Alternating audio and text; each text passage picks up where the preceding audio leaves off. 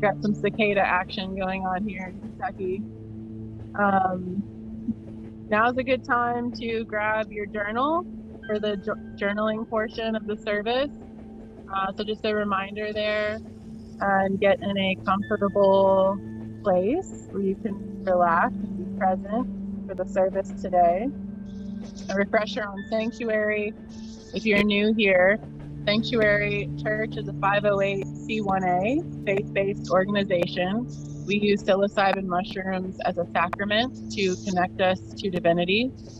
So if you, like many others throughout history, hold these sacred mushrooms as a sacrament for sincere and intentional spiritual practice, you can inquire about becoming a member by going to our website. We have a membership area, which we're actually revamping our membership portal now. So you'll need to inquire with us just over the next week if you'd like to become a member via email. So you can send an email to info@psanctuary.org for more info on becoming a member. You consider donating to Psanctuary. All donations currently go towards operational expenses, which includes a variety of different things as a part of our big vision. But right now we're really trying to nail down a location where we can have sacrament services. These Sunday services are a place where we gather together as a currently small but growing community. We do not partake in the sacrament during these Sunday services, but we find common ground together in our recognition that the mushroom has brought us together. For more information about upcoming sacramental services, you can reach out to us via info@psanctuary.org. So the service portion of our gathering here today is 30 minutes of silent participation on your part. We will have different readings today from the Tao Te Ching and the Science of Being Great. I believe we have Kevin and Lynn helping with readings today. After the service portion, we will have 1.5 hours allotted for group discussion, which we do invite you to participate in if you feel called, but if you're not able to stay, that's quite all right.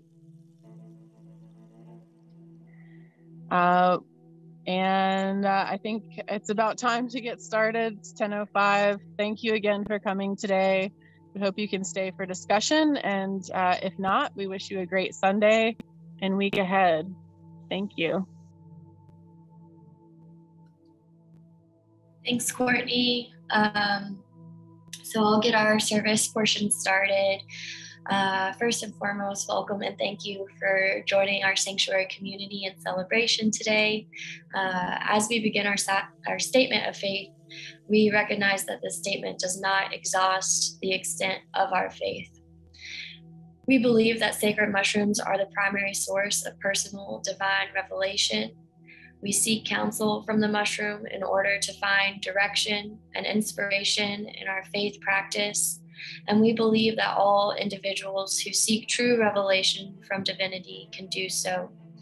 If you're joining us today on your phone, we do have slides for the service. And if you swipe left, you'll be able to follow along with us. And we begin our service with a 5-minute grounding meditation. So if you'd like to find that comfortable position and get grounded in the space, recognize those intentions you brought with you today. I'd also today like to ask that we send a little extra love out into the world, out overseas, and to those that are really finding struggle in life, and just send that extra love to them today while we get grounded in this space. I'll begin that time now.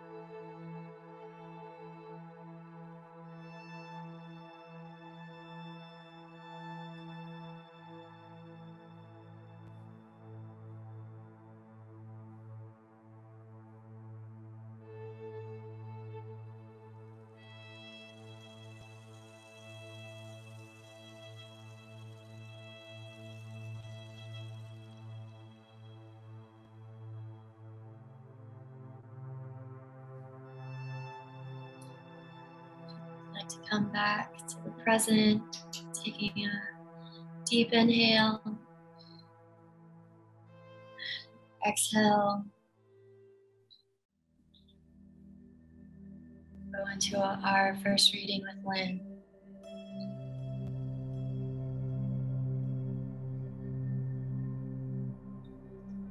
Helps to unmute.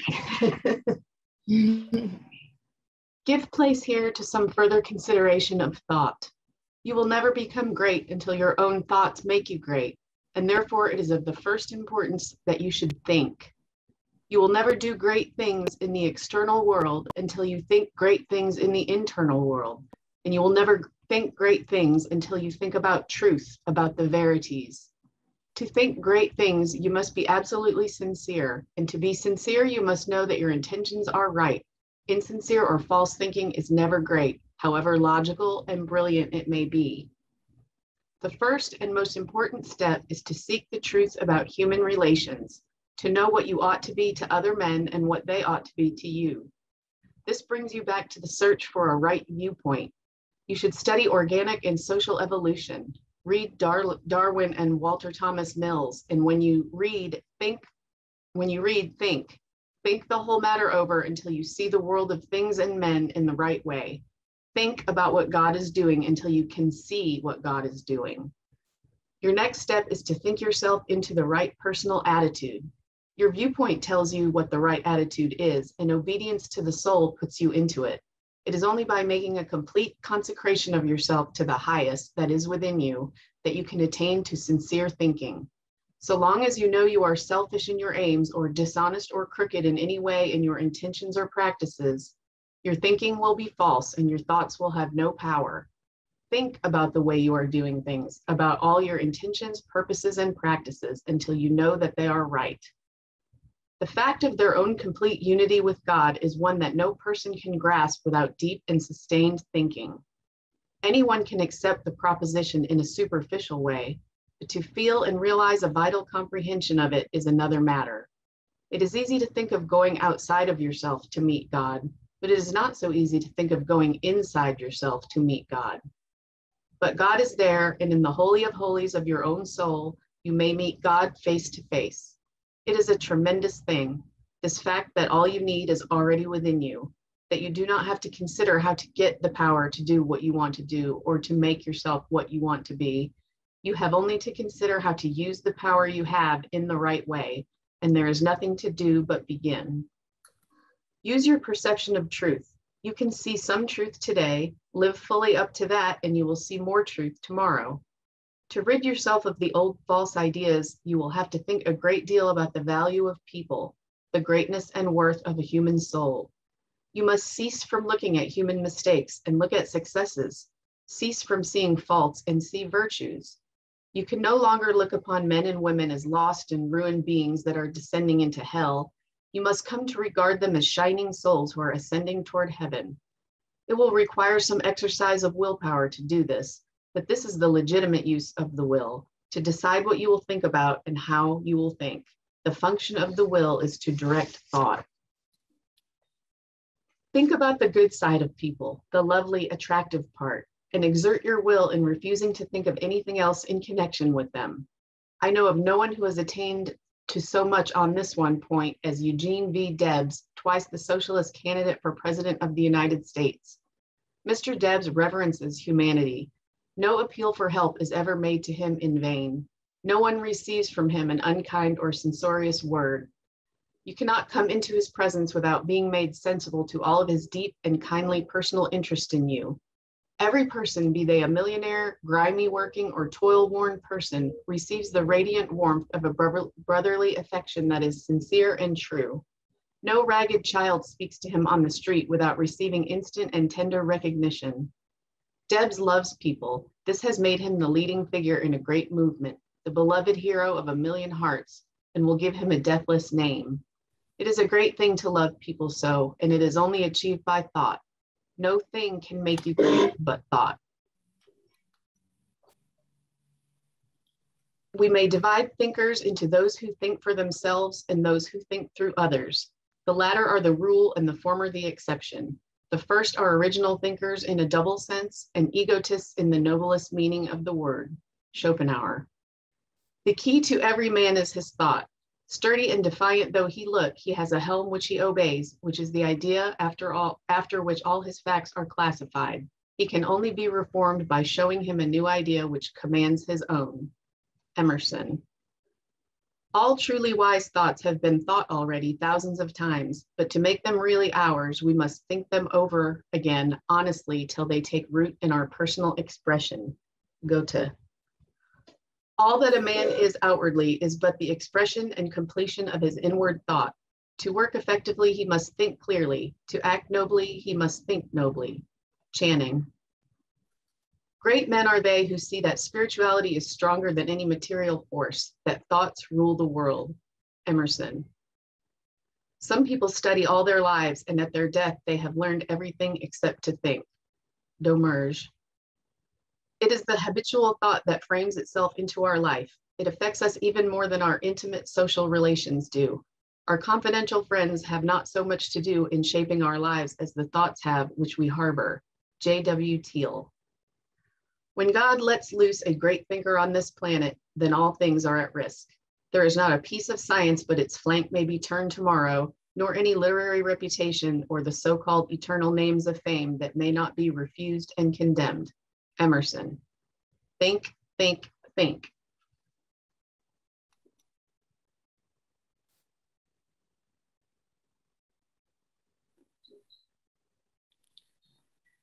Thanks, Lynn.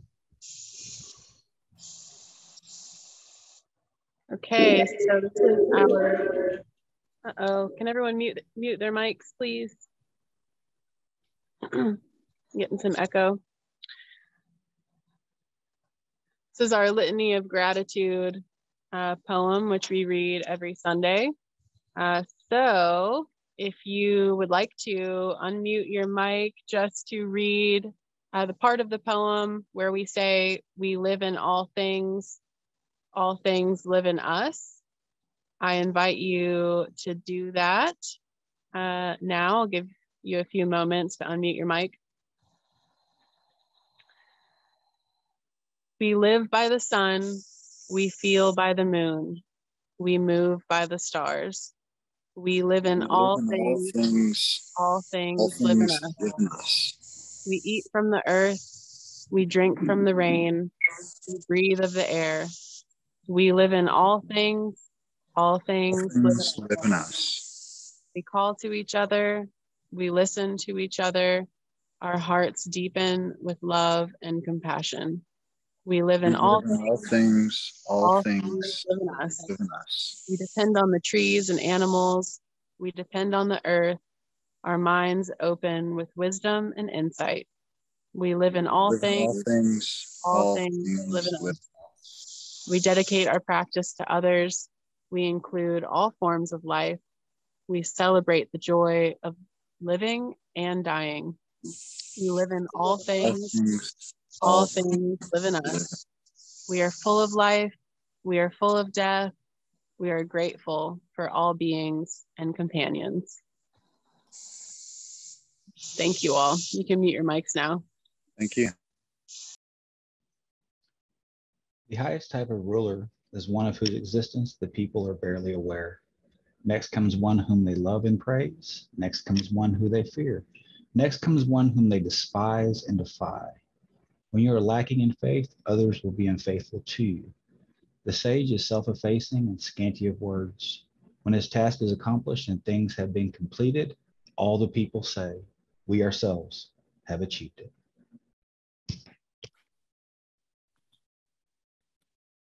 Thanks, Kevin. We'll now take this time to reflect on our thoughts that come up today during our readings. And we'll give you 5 minutes to grab that journal if you have it, or just sit with yourself. And we do have some prompts to help you. How can these readings be viewed through the lens of the sacred mushroom? How can these readings be applied to everyday life? So we'll set that timer and turn our music back on.